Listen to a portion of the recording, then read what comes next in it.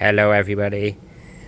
Customers bought this car in with multiple battery faults, battery bricks imbalance, battery bricks under voltage, cell imbalance, multiple fault T-sense on the sensors.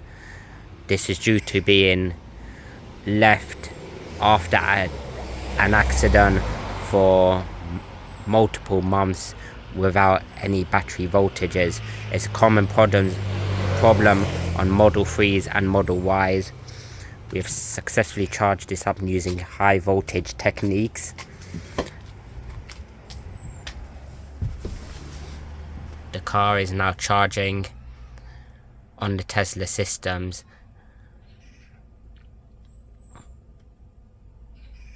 So if you have this problem, please do contact us and we'll help you out.